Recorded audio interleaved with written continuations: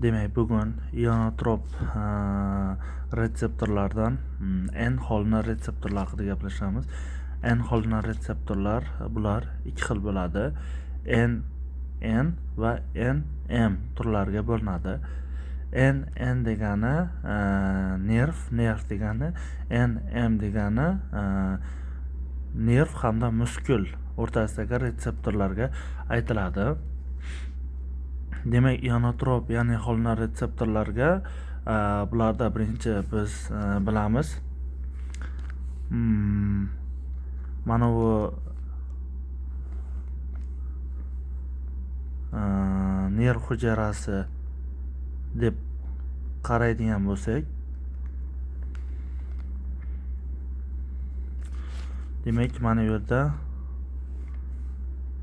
muskul bo'ladi.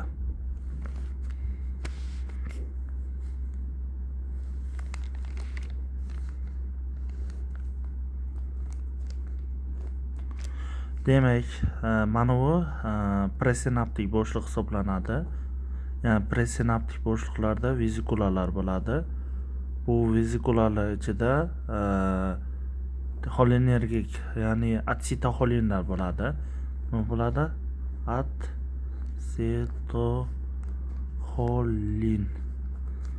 Atsetoxolin bo'ladi. O'sha vezikulalar yorilishi natijasida atsetoxolin o'sha nerv hujayralaridan, mana shulardan chiqadigan. Demak, mana bu yerda mushakda nima bo'ladi?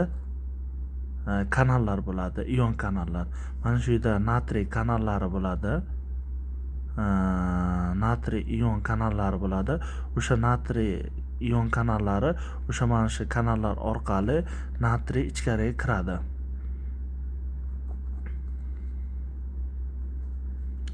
Va bu yerda demak bilamiz, hujayra ichi manfiy bo'ladi, hujayra tashqarisi esa musbat bo'ladi.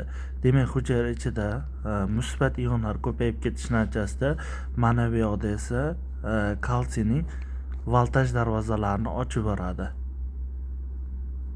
Va tashqaridan o'sha kalsiy ionlari hujayra ichkarisiga kiradi. Mana shu ichkariga kirish natijasida mana shu mushaklarda mana bu yerda bilamiz aktin-miozin kompleks bo'ladi. Ya'ni mushaklarni qisqarishda ishtirok etadigan aktin-miozin. O'sha aktin-miozin kompleksni aktivlanishi natijasida mushaklar qisqarishiga olib keladi. Demak, biz bilib o'tdik, mana shu yerda ionotrop retseptor N holina retseptorlarning NM turini vazifasini bilib o'tdik. NN esa biz bilamiz, u nerv gangliyalarida joylashgan, vazifasi hammaga tushunarli. Mana shuni bilib olsak bo'ldi.